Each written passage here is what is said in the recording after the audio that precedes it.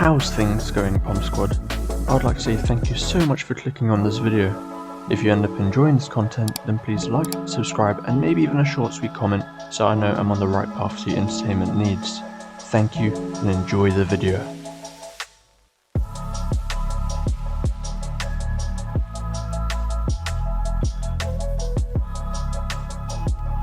Okay, so a plan for this video is to complete the base. I've built it and put the red columns in, but I thought it was about time to put the blue parts in.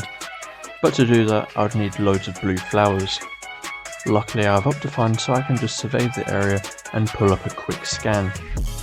I was on a boat and I was running for multiple days, but about 30 minutes later I'd gathered enough blue flowers to start building.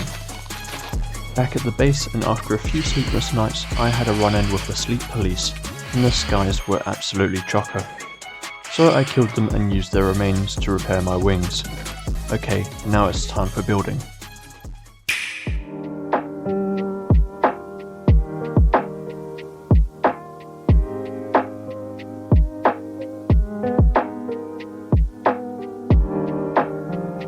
With the building complete, this base was starting to look much better. But there was one issue. There wasn't enough concrete, and a quarter of the base was still lacking the blue. So with my future travels, I'll come across more flowers and build it, or finish building it at a later date. Now the next project I wanted to do actually does require a lot of space. Not just that, but I also want it to be visible from the base. That actually rhymed. The structure I'm talking about is a mob farm. Not any specific mob, just whatever spawns in the darkness. So I marked the middle of the base and travelled 128 blocks, bearing north. The spot was found and I marked it, but I had to go back for more building materials. So after collection and transferring all the andesite to polished slabs, I was nearly ready to go. But I was forgetting one thing: the diamond axe. So back at the marked spot I noticed a boy in the wrong ends. Tried chasing him down, but eventually lost him and got to clearing the forest, contributing to global temperature increases. There was a cave right next to it, so I started to build, and I thought rather than collecting iron I knew I had at the base, I'd spend the next 10 minutes lighting it up and the cave beneath, and collect all the iron I needed for this build. And after that I had 4 stacks of iron and slapped them into furnaces. So before I start this build, I feel like it is appropriate to point out I'm looking at a tutorial on YouTube for this mob farm. I'll leave a link to the video in the description if you wanted to be building it too. So I started with pillaring up and placing campfires because it would be cool to have it as an automated farm, but you could easily replace the campfires and build down a little bit more so you can work it as an efficient XP farm, whatever works for you. Next I was getting the first level done, filling it all in with slabs. I needed more materials, so I decided to head back, but I froze in my tracks noticing a couple of lads securing the area of my base. How dare they? So I clapped them and drank milk to remove the raid effect, placed their banner and got more materials. This guy definitely wandered in the wrong place, and all I wanted was his leads. So if you like peace and prosperity, quickly look away now. And that was the first level complete. Now I had to make about 12 more levels. This is going to be a long build.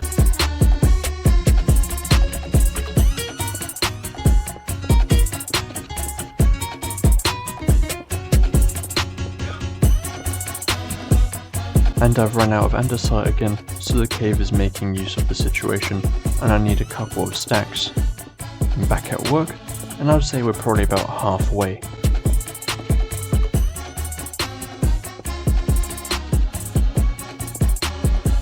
And after a tiresome, grueling 2 hours, 12 platforms had been completed. This build looked amazing, and I'm hoping that when I build an AFK platform it would work even better.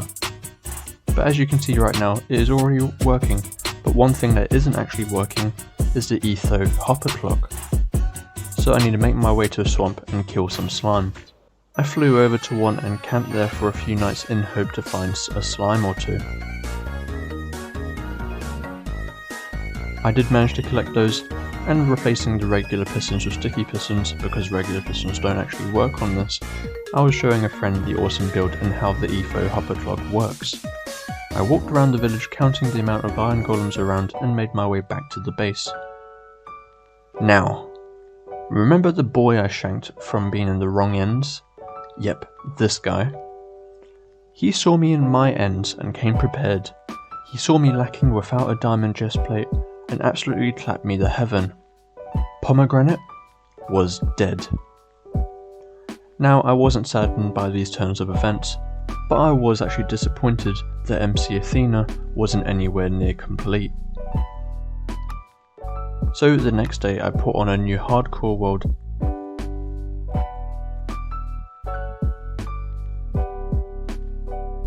and absolutely speed ran to iron armor.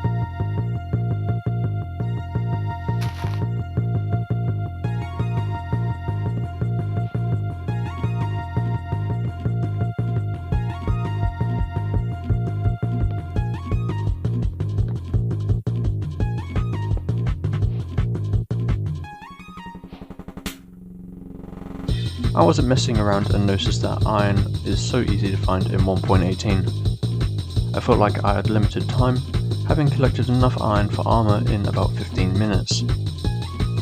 I survived the first night and even trekked my way down the cave for more resources.